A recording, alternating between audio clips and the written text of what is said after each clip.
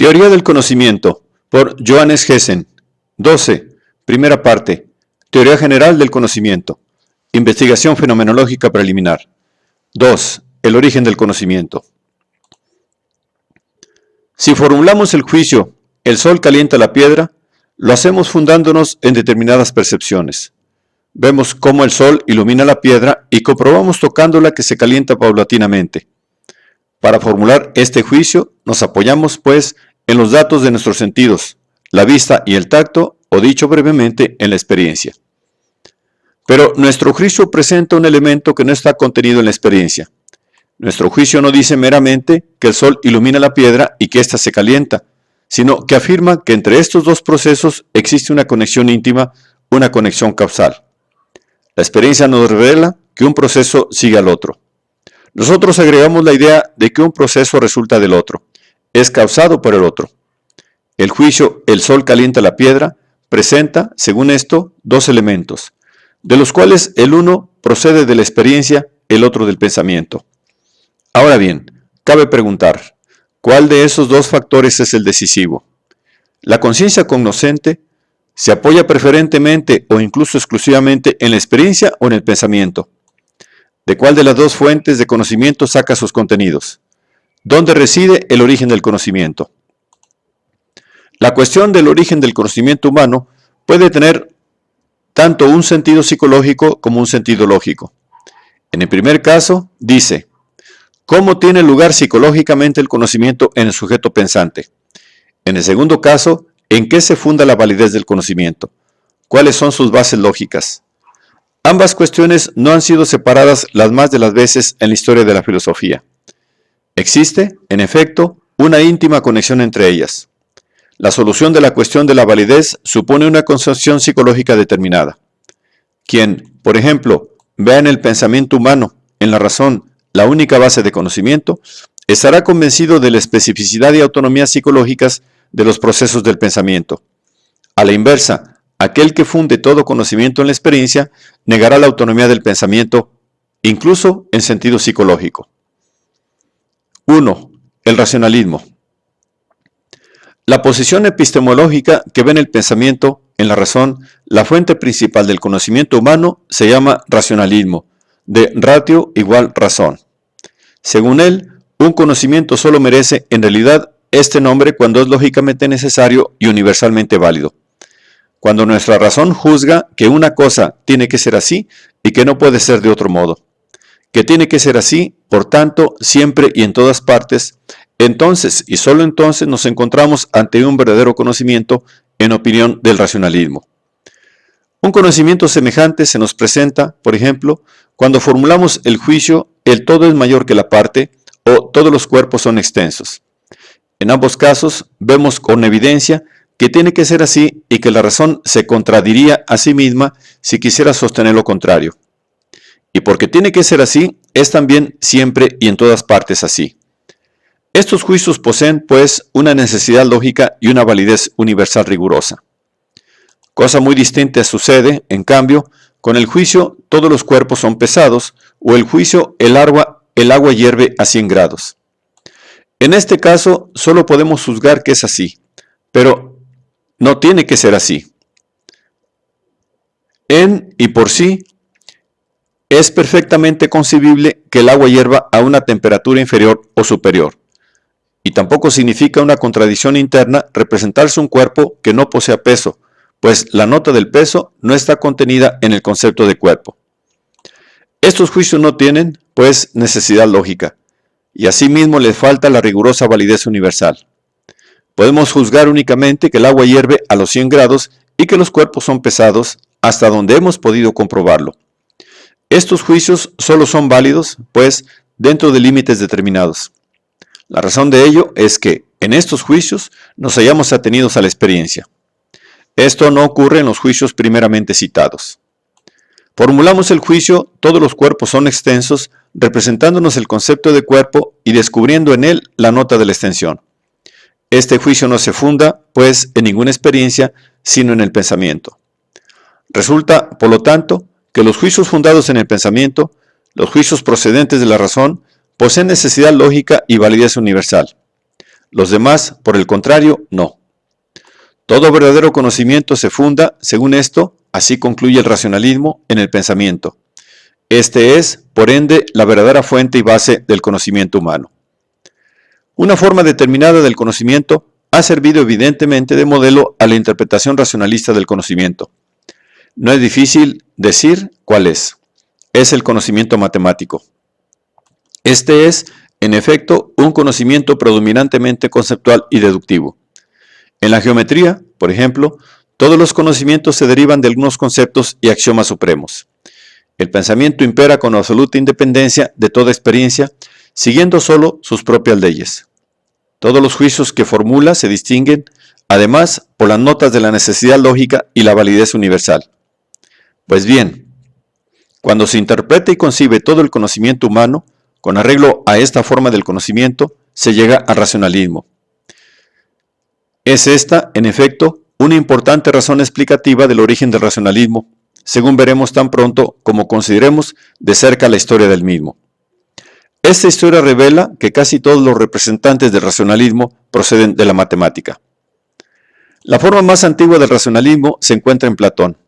Este se haya convencido de que todo verdadero saber se distingue por las notas de la necesidad lógica y la validez universal. Ahora bien, el mundo de la experiencia se encuentra en un continuo cambio y mudanza. Consiguientemente, no puede procurarnos un verdadero saber. Con los eleáticos, Platón está profundamente penetrado de la idea de que los sentidos no pueden conducirnos nunca a un verdadero saber. Lo que les debemos no es una,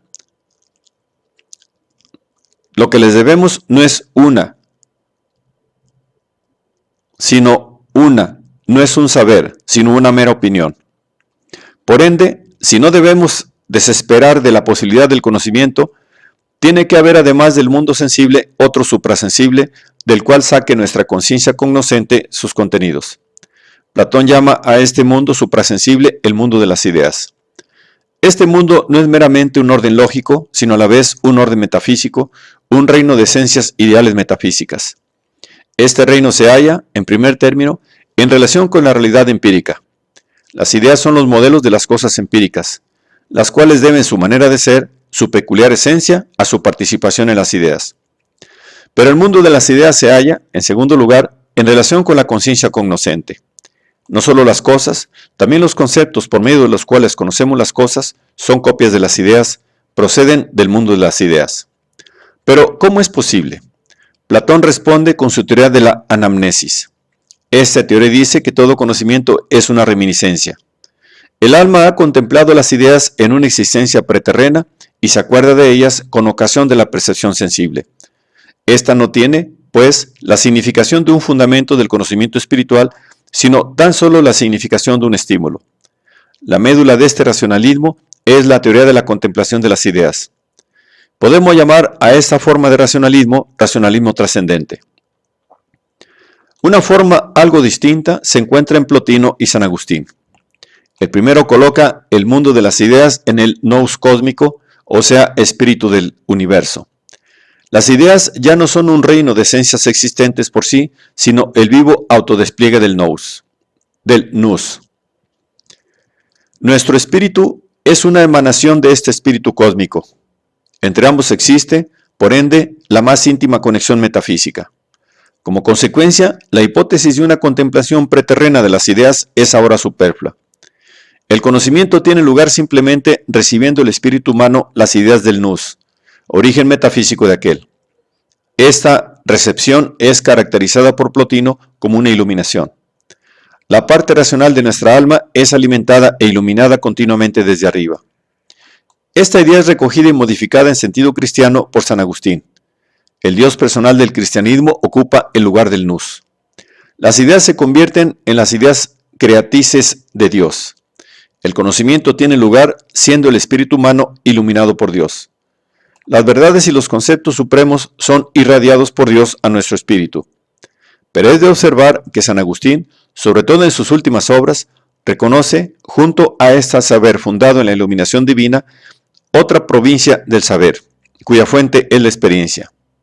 Sin embargo, esta resulta una provincia inferior del saber y San Agustín es, después lo mismo que antes, de opinión de que todo saber, en sentido propio y riguroso, procede de la razón humana o de la iluminación divina. La médula de este racionalismo es, según esto, la teoría de la iluminación divina. Podemos caracterizar con razón esta forma plotiniano-agustiniana del racionalismo como racionalismo teológico. Este racionalismo experimenta una intensificación en la Edad Moderna. Se verifica en el filósofo francés del siglo XVII, Malebranche. Su tesis fundamental dice: por Chauces entiende Malebranche las cosas del mundo exterior. El filósofo italiano Gioberti ha renovado esta idea en el siglo XIX. Según él, conocemos las cosas contemplando inmediatamente lo absoluto en su actividad creadora. Gioberti llama a su sistema ontologismo porque parte del ser real absoluto. Desde entonces se aplica también esta denominación a Malebranche y demás teorías afines, de suerte que ahora se entiende por ontologismo en general la teoría de la intuición racional de lo absoluto como fuente única, o al menos principal, del conocimiento humano. Esta concepción representa igualmente un racionalismo teológico. Para distinguirlo de la forma del racionalismo anteriormente expuesta y caracterizarlo como una intensificación de la misma, podemos llamarlo teognosticismo. Mucho mayor importancia alcanzó otra forma del racionalismo en la Edad Moderna. La encontramos en el fundador de la filosofía moderna, Descartes, y en su continuador, Leibniz. Es la teoría de las ideas innatas, cuyas primeras huellas descubrimos ya en la última época del Pórtico, Cicerón, y que había de representar un papel tan importante en la Edad Moderna. Según ella, nos son innatos cierto número de conceptos, justamente los más importantes, los conceptos fundamentales del conocimiento. Estos conceptos no proceden de la experiencia, sino que representan un patrimonio originario de la razón. Según Descartes, trátase de conceptos más o menos acabados. Leibniz es de opinión que solo existen en nosotros en germen, potencialmente.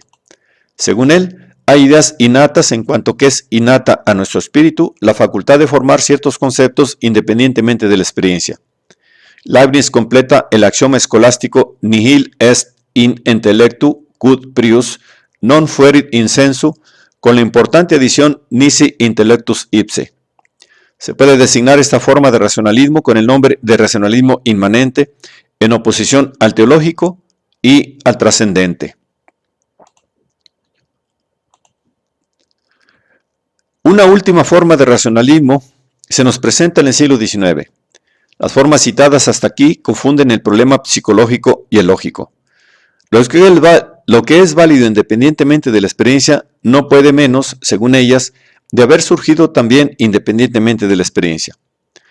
Pero la forma de racionalismo a que nos estamos refiriendo distingue, por el contrario, rigurosamente la cuestión del origen psicológico y la del valor lógico, y se limita estrictamente a investigar el fundamento de este último.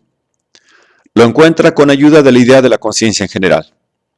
Esta es tan distinta de la conciencia concreta o individual a que el racionalismo moderno atribuye las ideas innatas como del sujeto absoluto del que el racionalismo antiguo deriva los contenidos del conocimiento. Es algo puramente lógico, una abstracción, y no significa otra cosa que el conjunto de los supuestos o principios supremos del conocimiento. El pensamiento sigue siendo, pues, la única fuente del conocimiento. El contenido total del conocimiento humano se deduce de estos principios supremos por modo rigurosamente lógico. Los contenidos de la experiencia no dan ningún punto de apoyo al sujeto pensante para su actividad conceptual. Semejan más bien a la X de las ecuaciones matemáticas. Son las magnitudes que se trata de determinar. Se puede caracterizar esta forma de racionalismo como un racionalismo lógico en el sentido estricto. El mérito del racionalismo consiste en haber visto y subrayado con energía la significación del factor racional en el conocimiento humano, pero es exclusivista al hacer del pensamiento la fuente única o propia del conocimiento. Como hemos visto, ello armoniza con su idea del conocimiento, según el cual todo verdadero conocimiento posee necesidad lógica y validez universal. Pero justamente este ideal es exclusivista, como sacado de una forma determinada del conocimiento matemático. Otro defecto del racionalismo, con excepción de la forma últimamente citada, consiste en respirar el espíritu del dogmatismo. Cree poder penetrar en la esfera metafísica por el camino del pensamiento puramente conceptual. Deriva de principios formales proposiciones materiales. Deduce de meros conceptos conocimientos. Piénsese en el intento de derivar del concepto de Dios su existencia, o de definir, partiendo del concepto de sustancia, la esencia del alma. Justamente este espíritu dogmático del racionalismo ha provocado una y otra vez su antípoda, el empirismo.